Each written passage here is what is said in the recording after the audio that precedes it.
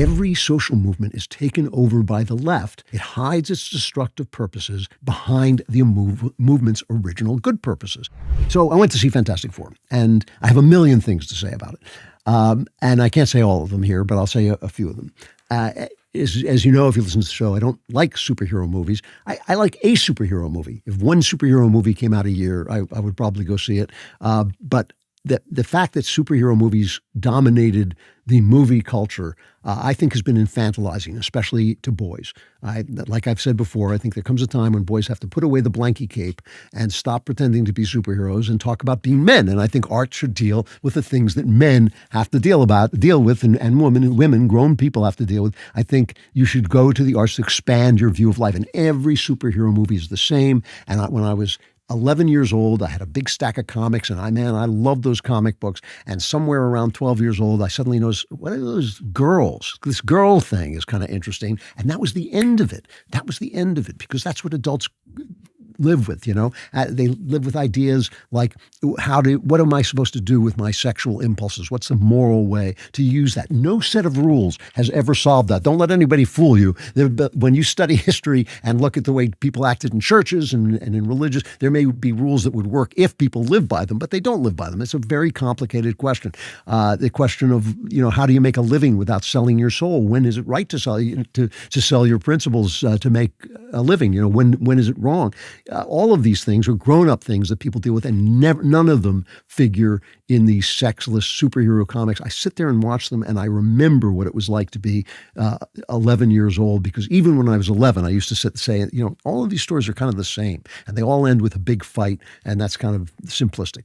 Okay, but that's the way I feel about it. It's not like I wouldn't watch a superhero movie. I think there's just too damn many of them. So this movie, like all movies, stars Pedro Pascal, and people are theorizing why Pedro Pascal he's in every single movie. You can't go to a movie without seeing Pedro Pascal. And they think, well, because he's got a trans brother, I think, and he's got all the right ideas. He's got all the woke ideas. No, I think it's because he looks white. So white people won't stay away from the movie, but you can win an Oscar with him in the movie because he's Chilean. I think that's why. The unions have imposed what I think are illegal rules, saying you can't win an Oscar if you don't have this many black people writing behind the scenes or in front of the camera or something like that. Put Pedro Pascal in it. But people get tired of seeing, black people are like 14% of the country. Not everyone wants to see a black lead in every movie. So you put Pedro Pascal in it, you can get your Oscar, but he looks white. So that's why he's there. And by the way, it's not a hit on him. He's a perfectly good actor, but he's in every single movie. All right. There were things in the movie, I have to say, that spoke to my heart. It centers on mother love and the value of a baby. And there is a scene, the Storm is the lady Fantastic Four person, and she is played by Vanessa Kirby. And there's a scene where she's pregnant, and they look at the baby through her belly as you would with an ultrasound, but because it's a superhero movie and this is this kind of weird scientific wonderland, you can see the baby inside, and that is not Vanessa Kirby's body. That is a baby. That is an individual person. And you see it and you kind of sit up in yours because it's a baby inside a person. It's got what we call motherhood. It is a very specific and totally unique relationship. And there's no way you abort that baby. In the whole movie, it's a kind of a trolley problem movie where they have to decide whether to sacrifice the baby to save the earth or sacrifice the earth to save the baby. And that too, by the way, those kind of big philosophical problems are for children. I mean, it's real life problems are much more complex than that. And the whole story hinges on a mother's love. And that's, you save the world through a mother's love. So all of that really spoke to me. And what you're seeing, but what really got to me and what I've been sort of building the show around was the art design. It was the design of the world in which the Fantastic Four exists. The story is set in an imaginary America. They give it some date like 823 or something. I don't even know what that means. But it's the 1960s, which are really the 1950s, right? It's the 1950s America, late 1950s America, only not. The values are family-based, civilization-based, Western-mannered. The men wear ties and hats, and all men should wear ties and hats. The women wear skirts, all the dresses. And the values that are being projected by the Fantastic Four are family values. Here they are. Here's a short clip where they sit down to Sunday dinner before they find out that Storm is pregnant. Who's the one who looks like a big boulder? He's one of them, and the other guy is the guy who lights up. So who knows who these people are? But here's the scene where they sit down to Sunday dinner. Cut 9. We're never late for Sunday dinner. Should we wait? I guess. You're late. What do you mean? What do you mean, what do I mean? You're late for dinner. Oh, yes, we are. We're late By for a dinner. single minute. Yes, we were just. I had to put some aloe iodine just on had my to- shoulder. I do his shoulder. And Why is that breakfast cereal on the dinner table? Why are you being weird? we're not. We're not being acting weird. weird. Well, I'm doing that weird thing with your face. Oh, we so- don't know what you're talking about. Are you pregnant?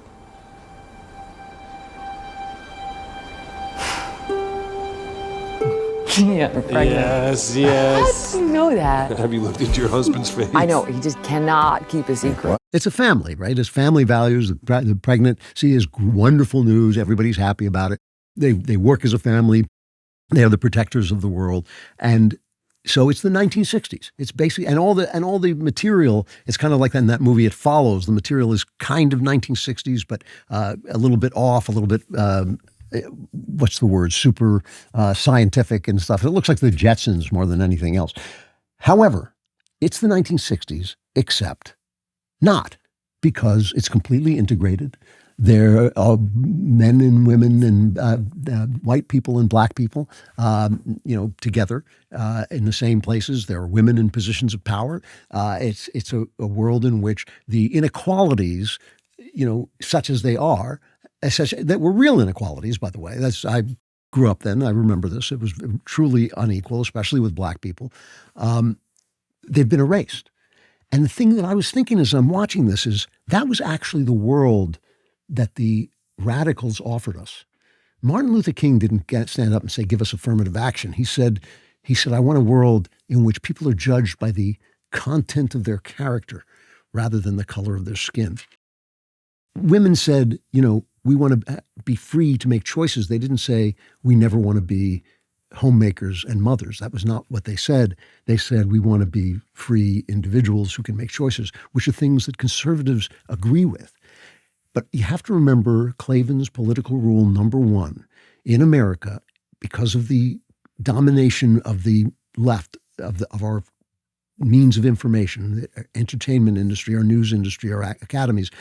Every social movement is taken over by the left, which hides its destructive purposes because the left wants to destroy the West. It hides because it hates freedom. It doesn't believe in freedom. It believes in top-down governance. It hides its destructive purposes behind the movement's original good purposes. So the blacks say, we want to participate fairly in America. It's not fair that we can't get certain jobs. It's not fair that we aren't allowed into places. That's not fair. And Americans kind of respond to that. They were resistant, but a lot of Americans were saying, that's kind of our values. That is American values. We got to kind of respond to that. But the left slowly takes that over. So it's first, it's not fair because they've suffered in the past. So in order to make that up, we need affirmative action. Well, that's not fair because affirmative action isn't working. So we need to actually withhold things from white people. Well, that's not working. So we have to hate whites. We have to diss them. We have to basically blame them for everything. And the left turns every constructive movement into the opposite of itself. They start out, we want to get rid of racism so everything's fair. And everybody goes, yeah, that sounds good. And it ends up like, no, we just want to be racist against the other people. Your racism against blacks, we want to replace that with racism against whites. We want to get rid of, Christianity, the feminism. Women should have full human rights. Yes, but then they only are worthwhile if they act like men. And since men are better at being men than women are, then men can be women, and that'll be just as good. And it always becomes the opposite, where the women actually are now disadvantaged by men dressed up in skirts. If you are a homeowner, you need to listen to this. In today's AI and cyber world, scammers are stealing home titles, and your equity is the target. Here's how it works. Criminals forge your signature on one document. They use a fake notary stamp, pay a small fee with your county, and just like that, your home title has been transferred out of your name. Then they take out loans using your equity or even sell your property, and you won't even know it's happened until you get a collection or foreclosure notice. So, when's the last time you checked on your home title?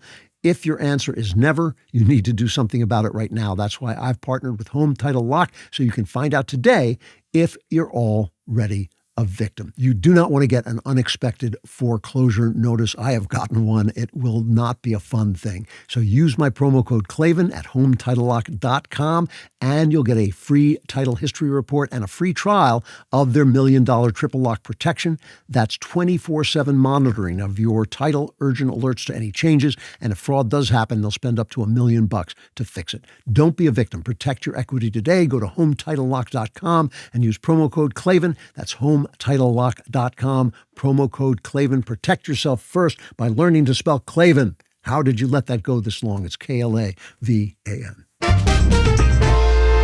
What Fantastic Four is showing you is what we were promised, is what they promised us. They promised us, just let us in. Just let us in. And then we will become part of the civilization, and that will be fair.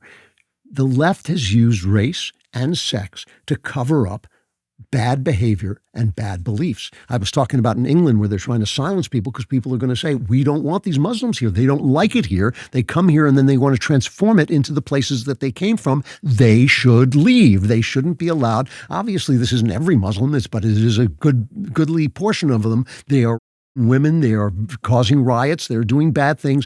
Make them go. And so what they're going to do is they're going to silence them and tell them that they're racist. But Islam is not a race. It's not a race that makes people, people. That's not the way it is. It's ideas that do that, and you are allowed to say that idea is hateful. The left says it all the time, and we're allowed to argue that out, and you should never be able to censor anybody who is arguing about ideas and defending one set of good ideas against another.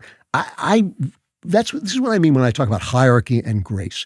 I believe that there are good rules for a thriving, free society. I believe that you should privilege male and female marriage. I believe that that is the center of all human life, and it is the best way to keep women from being abused by men is to have them married to somebody who has responsibilities to them, has responsibilities to take care of them. I believe that women should bring some of their abilities to nurture and homemake and take care of children into that relationship, so the man is getting something for his investment of his sexual time and energy. I believe that we should keep the values and customs that brought us where we are. And if you want to say those are white values or British values or whatever you want to say, fine. That was the amazing thing about the Fantastic Four, is that the people are wearing 50s uniform, 50s, 60s uniform, the hat, and the ties and all this stuff. And now you sell us, well, that's white culture. No, it's the culture that brought us here. It is I believe we should privilege the culture that brought us here. But that doesn't mean just because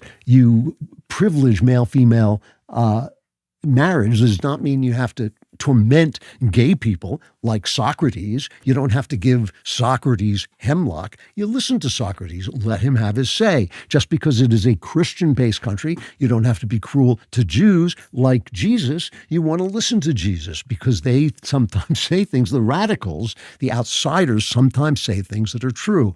This is true on both sides, left and right. The radicals say something that is true, and you can take that from them and improve your society, but you do not let them take over the means of information, which is what has happened to us here. That is how we lost everything. And so now what we have is a news media and an academy and an entertainment industry feeding us lies and not expecting it to come vomiting back at them in the form of a Nick Fuentes, in the form of a Nicole Hannah-Jones. But of course it will. It's the truth that makes you free. It is the truth that makes you free. And we do not have to be afraid of the truth. We have to be afraid of the sinful human heart.